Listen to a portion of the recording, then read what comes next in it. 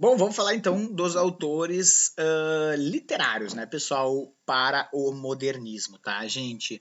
E aí vocês vão ver que eu botei teoria e prática dos Andrades, né? Porque ambos se chamam Andrade, Mário de Andrade e Oswald de Andrade. E teoria porque o Mário foi muito mais teórico, né, organizador das ideias, e o Oswald foi muito mais prático, no sentido de botar em ação a destruição, né? Embora a produção do Oswald seja mais agradável que a do. Desculpa, do Mario seja mais agradável ao meu gosto, né? Do que a do Oswald, tá? Vamos começar com o Oswald, pessoal. Na verdade é o Oswald, né, de Andrade, tá? Ele foi o mais ativo e radical na luta contra essa chamada pseudocultura, pelo menos para ele, né? Incomodando os acomodados, né, ao tédio pequeno burguês. Tá? Ele diz a lenda que foi ele que contratou muitas das pessoas que foram vaiar na Semana Moderna e jogar frutas e tal, porque ele queria bagunça mesmo, ele estava afim de fazer uma ruptura, ele adorava, né? Todo mundo dizia, quanto mais vaiavam ele, inclusive, lá no palco, né? Mais ele se sentia bem com aquilo, ele queria avacalhar tudo mesmo. E ele foi um dos primeiros a trazer, né, os ismos, as vanguardas para o Brasil, já no início da década de 10, antes da Anitta trazer o expressionismo, ele tinha lançado uma revista chamada O Pirralho, trazendo algumas dessas experiências, mas não deram muita bola para ele, tá? Mas ele já era bem ativo, ele era muito rico, né? A formação dele foi na Europa e tal. Então ele já bebia essas influências vanguardistas, né? Principalmente do Marinetti, do futurismo, desde cedo, tá? Ele foi um cara que teve muitos casos amorosos, né? Ele foi marido da Pagu, né? Uma das primeiras mulheres a trazer as teorias feministas para o Brasil, e da Tarsila do Amaral. Então o cara namorou, olha, gente de peso, assim, gente muito importante para a história do Brasil. E foi junto com a Tarsila que ele acabou bolando essa ideia da antropofagia cultural, né? Como a gente vai ver com o quadro Abapuru, né? As duas coisas acabaram se casando aí, tá? Vamos dar uma olhada rapidamente nas obras dele, tá? Em termos de ficção, é uma coisa bem complicada de contar histórias do Oswald de Andrade, a gente não vai conseguir fazer isso. Inclusive, Oswald nunca foi leitura de nenhum vestibular. Não, pior que Memórias de Sentimentais de um Miramar, se não me engano, já foi da FUVEST, né, lá da USP. Mas é muito complicado pedir a leitura de uma das obras dele, porque ele é muito louco, tá, gente? A obra dele é muito difícil de se ler. Tanto em Memórias Sentimentais de um Miramar quanto em Serafim Ponte Grande, a gente tem uma espécie de anti-romance, assim, né? Não acontece nada de tradicional, assim, a gente não tem uma ordem lógica, mistura prosa com poesia, com carta, com conto, com desenho, é uma coisa muito fragmentada. Então ali embaixo vocês vão ver que eu botei algumas características gerais da obra dele, muita fragmentação, muita inventividade, experimentalismo demasiado, inclusive ao ponto da gente se perder em certos momentos, né? Nas duas obras a gente tem protagonismo de personagens burocratas, né, em busca de uma realização individual, né, mas acabam se frustrando em certo momento, né. O Serafim tem umas coisas engraçadas que eu lembro que na época quando eu li, e reli há pouco tempo atrás, até estava fazendo resumo, eu achei interessante assim e tal, né, que tem um narrador, né, amigo dele chamado Pinto Calçudo, né, e lá pelas Santas o Pinto Calçudo começa a criticar ele, e ele expulsa o Pinto Calçudo, né, do livro, né, então tem uma coisa meio de metalinguagem, né, expulsando do livro, né, e uma coisa de troca de terceira para primeira pessoa, né, só que não é bem isso, né, porque em vários momentos não são cartas, né, do próprio antes, né, são cartas do próprio Ponte Grande, né? Então já era em primeira pessoa, mas é um caos, tá? É verdadeiramente um caos. Ele viaja para a Europa, volta, meio abandonado, quase se suicida, enfim. São romances bem caóticos, né? É isso que tem que ficar na cabeça de vocês. Muita fragmentação, brincadeira com a linguagem o tempo inteiro. E essa brincadeira com a linguagem acaba indo para a poesia também. Aí a poesia dele é mais legível, né? Ele tem dois livros, ao meu ver, mais importantes assim de nome. Um chamado Pau Brasil, né, que a contracapa é aquela imagem ali abaixo, né, e outro chamado Primeiro Caderno de Poesias do aluno Oswald de Andrade, tá?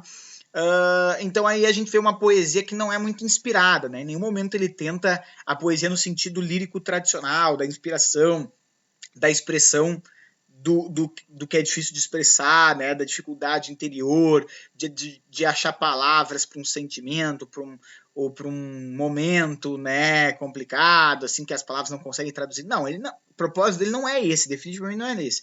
O propósito dele é usar da poesia e da literatura de forma geral para experimentar suas teses modernistas.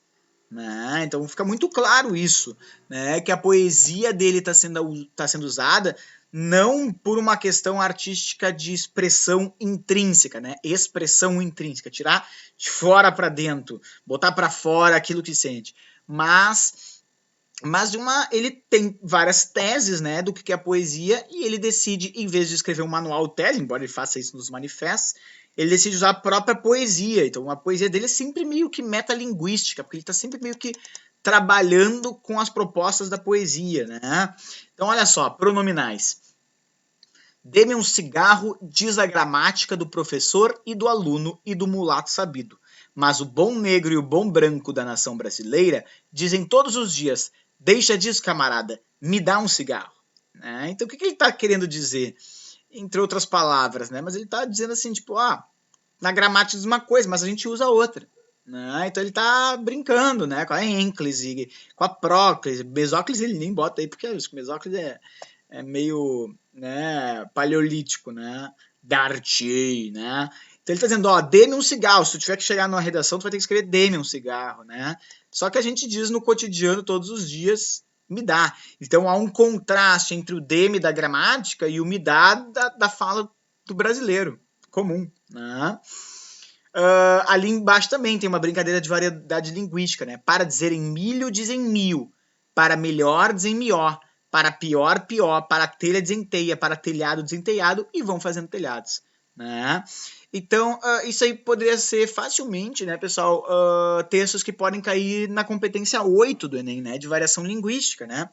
Então, esses supostos, eles dizem mil em vez de milho, dizem mió em vez de pior, de melhor, pior em vez de pior, né? Teia em vez de telha, telhado em vez de telhado, mas eles continuam fazendo telhados, né? Não é porque a pessoa fala uma variedade linguística que ela é menos competente disso. Pelo contrário, ela deve ser muito mais competente em fazer telhados do que nós que sabemos de telhado, né?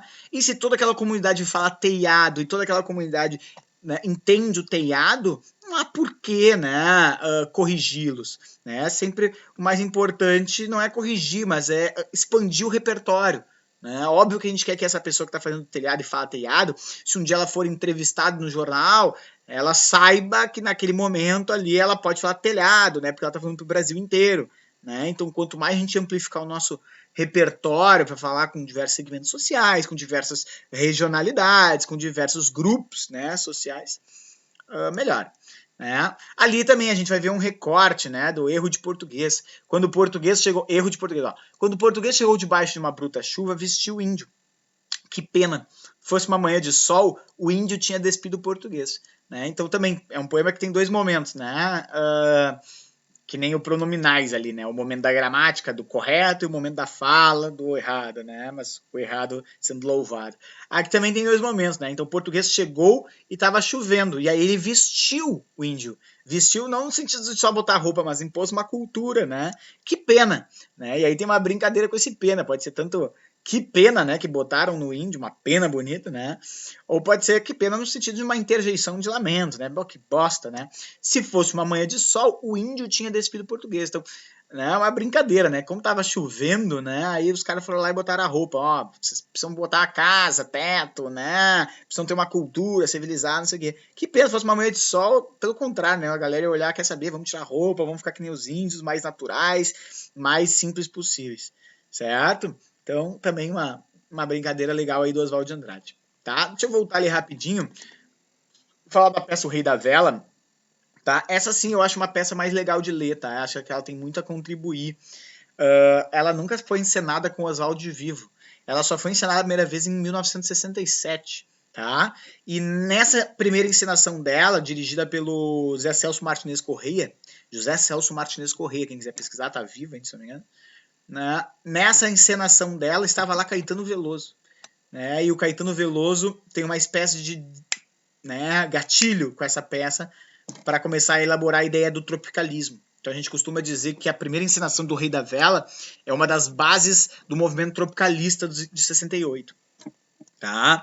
É uma peça que fala sobre um agiota, né, que trabalha com velas no meio da crise de 29, né? E aí é muito engraçado, porque ele não sofre tanto com a crise, porque ele vem de vela, né? E aí é uma crítica, assim, né?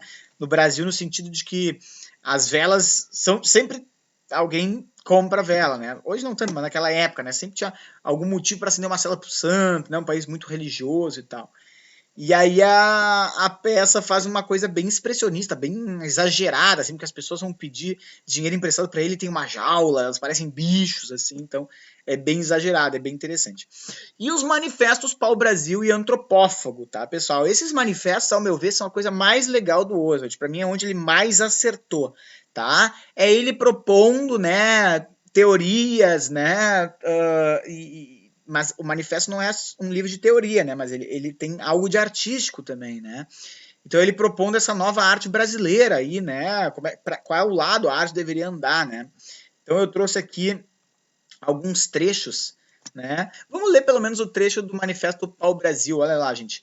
Temos a base dupla e presente, a floresta e a escola, a raça crédula e dualista e a geometria, a álgebra e a química, logo depois a mamadeira e do chá de erva doce. A poesia existe nos fatos, o trabalho contra o detalhe naturalista, pela síntese, contra a morbidez romântica, pelo equilíbrio geômetra e pelo acabamento técnico, contra a cópia, pela invenção e pela surpresa. Só não se inventou a máquina de fazer versos, já havia o poeta parnasiano, né? Ele criticando aí que, né, o mundo, né, começou a inventar, né, máquina para fazer tudo, só não precisou fazer máquina de fazer versos porque os parnasianos já faziam os versos metrificados. Ele está propondo uma nova ideia quanto a isso.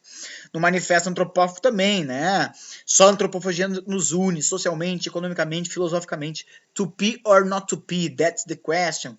Antes dos portugueses descobrirem o Brasil tinha descoberto a felicidade. Contra o índio de Tocheiro, índio de Filho de Maria, filhado de Catarina de Médici, genro de Dom Antônio de Maris. Né? A alegria à prova dos 9, no matriarcado de Pindorama. Né? Então ele querendo o índio real, não o índio de Tocheiro, que é índio filho de Maria, né? De Jesus lá, né? Que não tem nada a ver com o índio, afilhado de Catarina de Médici, lá dos renascentistas, né? Genro de Antônio de Maris, que é um dos fundadores lá do Rio de Janeiro, né? Se eu não me engano, posso estar errado agora. Tá? Então é ele criticando, né? Essa importação da cultura, né? Sem nenhuma crítica sobre o que está acontecendo. E aí vem a ideia da metáfora da antropofagia, que tem que ficar claro, tá, gente? Então vou encerrar explicando isso. O que o Oswald de Andrade queria com essa metáfora da antropofagia cultural? Ele dizia que a arte brasileira tinha que ser mais ou menos a mesma coisa, a mesma filosofia de que os índios tinham ao comer outros índios, né? Então, quando um índio comia um outro índio, né, um índio de uma outra tribo, um estrangeiro, certo? Ele estava comendo muito mais que para matar a fome, né? Mas ele estava comendo primeiro por ódio, né? Se acreditava, se tinha uma rivalidade pelo outro, mas se só comia aquele que tu amava, diria Freud, né? Só pode comer e devorar aquele que tu ama, né? Tanto que lá no Ayuca Pirama, né, do romantismo, se o cara chora, ele não é comido, que é um cagalhão. Então eu só como aquele que eu respeito, por quê? Porque algo dele vive dentro de mim. Né? Então tem essa ideia de síntese. Né? A antropofagia faz uma mistura. Quando eu como o outro, eu me mantenho com minhas raízes, mas algo dele entra em mim. E isso forma um novo eu, né? A partir das características dele somadas a mim. O que o Oswald propunha para a arte brasileira? Que a arte brasileira não pode imitar a arte europeia. Não pode chegar que nem a gente sempre fez. Ah, barroco, aí, barroco. Né? Romantismo, aí, romantismo. Né? Ah, realismo, aí, realismo. Né? Não, a gente tem que ter a nossa própria arte também. Tá? Só que a gente também não pode negar a arte europeia, a gente não pode ficar xenófobo, né, nacionalista, não, eu não quero saber de outra arte, só vou me preocupar comigo. Né? Isso é base do fascismo, né? Então o que a gente deveria fazer? A gente deveria comer a arte estrangeira, deglutir a arte estrangeira, né? Mastigar a arte estrangeira e absorver aquilo que tem de bom. Né? Que é mais ou menos os quadros da Tarsila do Amaral, né? Que tem toques, né? Cubistas, faz parte, a gente vive dialogando com outros lugares do mundo, mas que não perdeu sua essência brasileira, com temas brasileiros, com pincelado brasileiro, com as cores brasileiras, etc.